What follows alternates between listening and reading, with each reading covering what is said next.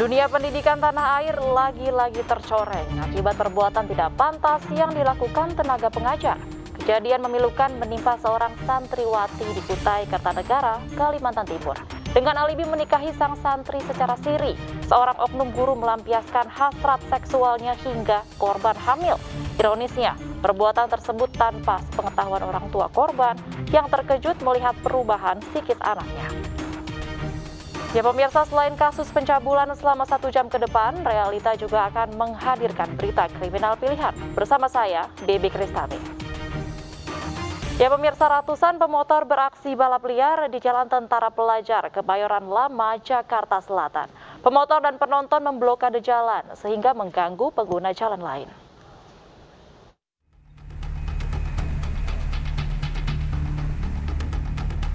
Jalan Tentara Pelajar dari arah gedung DPR MPR menuju Kebayoran Lama, Jakarta Selatan ditutupi puluhan peserta balap liar dan ratusan penonton dini hari tadi. Mereka berlomba di jalan umum hingga mengganggu pengguna jalan lainnya. Tim patroli presisi Polda Metro Jaya yang mendapat laporan langsung mendatangi lokasi. Tapi sayangnya saat tiba di lokasi, aksi balap liar sudah membubarkan diri. Petugas hanya mendapati beberapa pengendara bukan peserta balap liar dan penonton yang tersisa. Saat menyisir kawasan Kebayoran Lama, petugas mendapati seorang pengendara yang saat diperiksa ternyata surat kendaraannya tidak sesuai dengan kendaraan. Ya, setelah mendapatkan laporan dari masyarakat adanya balapan liar di Jalan Tentara Pelajar, kami langsung mendatangi Jalan Tentara Pelajar. Setelah disisir, ternyata balapan liar tersebut sudah bubar.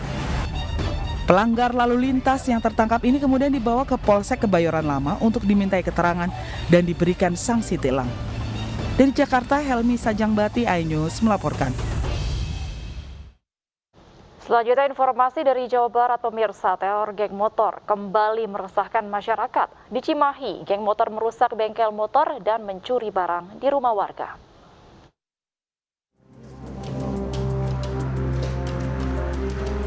Sekelompok geng motor melakukan teror dengan merusak bengkel serta rumah warga di Jalan Kampung Babakan Loa Kulon, Kecamatan Cimahi Utara, Jawa Barat. Sekelompok pemuda yang diketahui masih di bawah umur juga mengacungkan senjata tajam kepada warga. Tak berhenti sampai di situ, geng motor tersebut juga mencuri barang dan uang milik warga. Salah seorang warga mengaku kehilangan uang yang disimpan di dalam lemari pakaian. Nah, awalnya tak. Awal di mana? Nih naik ke sini. Oh, naik ke situ. Iya. Nah, terus ini. Iya. Ini kan terkunci. Itu kunci ya. Maksudnya tuh ini terkunci. Nah, terus gini-gini. Itu paling gis itu. Menurut korban, geng motor sempat melempari 2 rumah warga dengan batu hingga mengakibatkan kerusakan. Korban mengaku mengalami kerugian belasan juta rupiah. Terus ini udah terbuka. Terbuka. Pas udah itu terbuka. Terus lihat ke ini, semuanya dibongkar. Nah gitu. Terus kata anak saya teh, lapor kita ke Bu RW, Bu RT, iya lapor. Nah terus setelah itu, terus saya lihat yang barang hilang. Oh ternyata ada yang hilang. Yang hilang tuh apa aja Bu? Uang. Simpen tabungan uang sama tadi tabungan infak ya tadi infak itu. Bermodalkan video amatir warga yang diviralkan di media sosial serta keterangan para korban, Satreskrim Polres Cimahi akan memburu pelaku geng motor yang sangat merugikan masyarakat. Dari Cimahi, Jawa Barat, Yuwono, iNews melaporkan.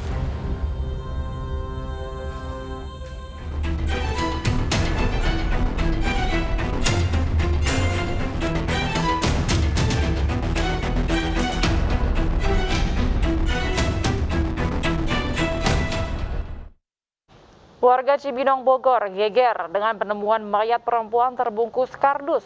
Korban ditemukan warga setelah curiga mencium bau tak sedap dan kardus yang dikerubungi lalat.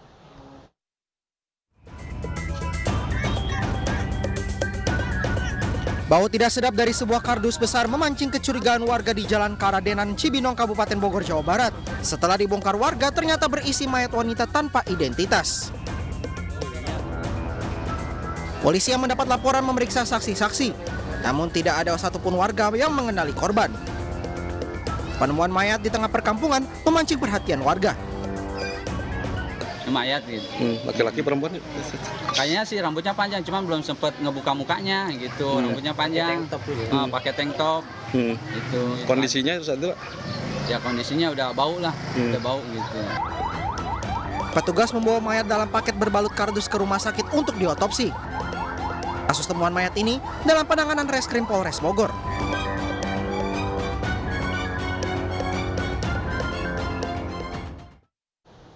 Sementara itu pemirsa, di Jakarta, jenazah pria ditemukan dengan sejumlah luka tusuk tergeletak di area pekuburan Pesanggerahan. Korban diduga dirampok dan dibunuh.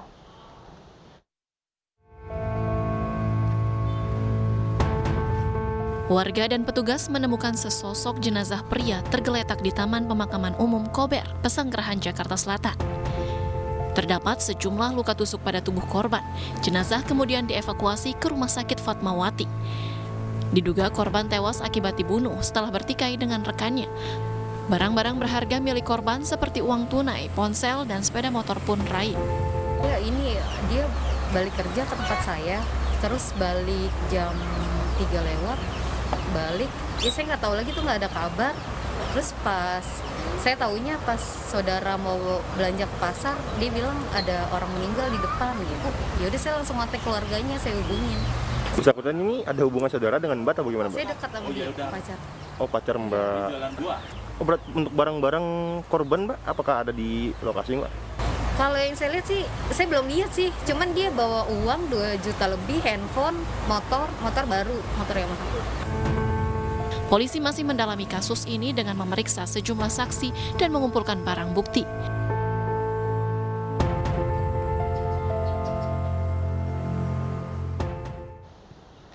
Terdakwa kasus pembunuhan sadis terhadap Ketua Majelis Ulama Indonesia Labuhan Batu Utara, Sumatera Utara divonis penjara seumur hidup. Putusan tersebut mengabulkan tuntutan jaksa penuntut umum yang menilai korban dibunuh dengan keji.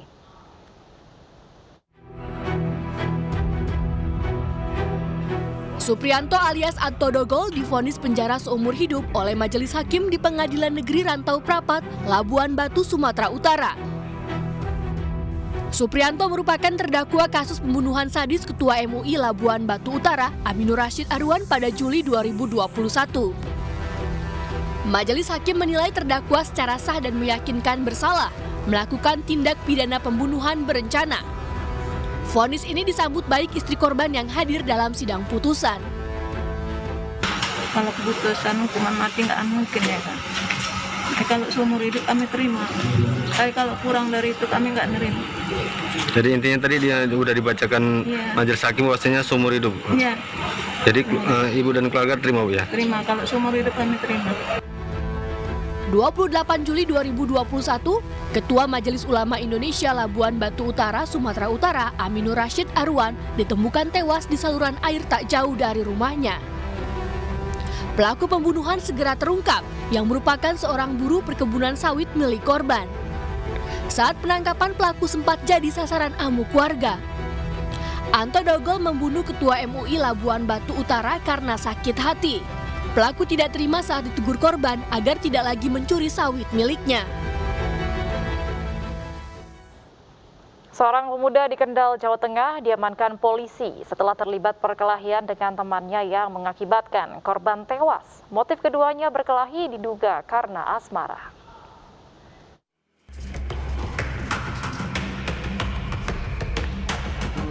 M. Muskaf Ulumuddin, warga Wonosari, Patebon, Kendal, Jawa Tengah, tak berkutik saat diamankan polisi di rumahnya.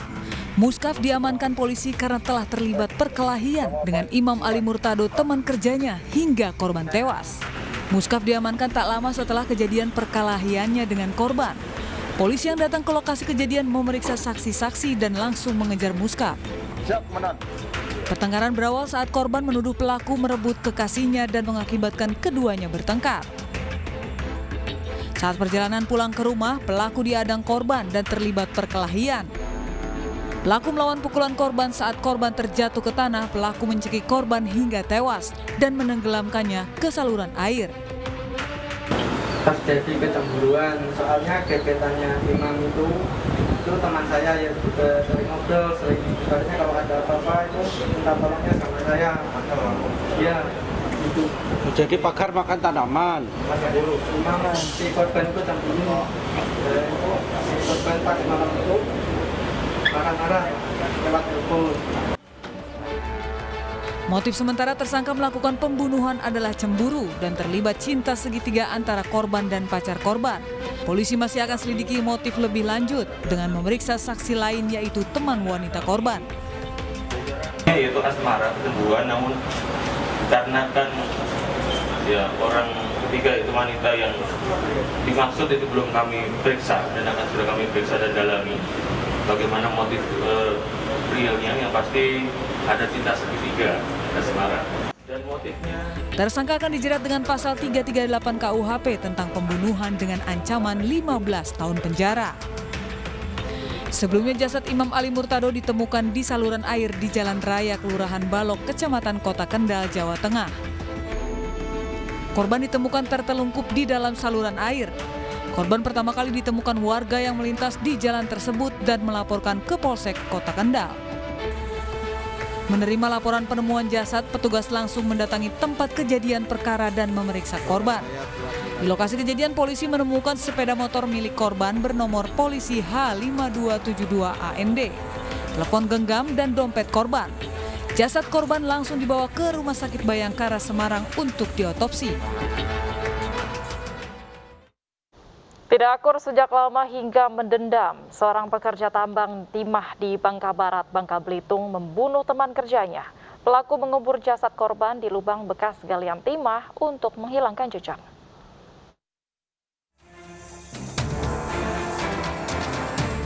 Aparat Polsek Tempilang, Bangka Barat, Bangka Belitung mengevakuasi jasad pria pekerja tambang yang ditemukan tewas terkubur di lubang bekas galian tambang timah. Di jasad korban ditemukan luka bekas senjata tajam. Lokasi penemuan jasad korban pembunuhan ini jauh dari keramaian dan terletak di tengah hutan lokasi tambang timah. Sebelumnya korban dilaporkan menghilang selama sepekan oleh istrinya. Dan dari hasil penyelidikan, polisi menangkap Sunardi alias Boyon di rumah kakaknya Desa Air Lintang, Tempilang, Bangka Barat. Di hadapan polisi, pelaku mengaku membunuh lantaran sejak berteman dengan korban dirinya tidak pernah akur hingga akhirnya mendendam. Pembunuhan ini bermula saat korban dan pelaku bertemu di pondok tempat peristirahatan pekerja tambang. Keduanya lalu berselisih paham yang berujung perkelahian. Pelaku yang membawa senjata tajam lalu menganiaya korban hingga tewas di lokasi kejadian.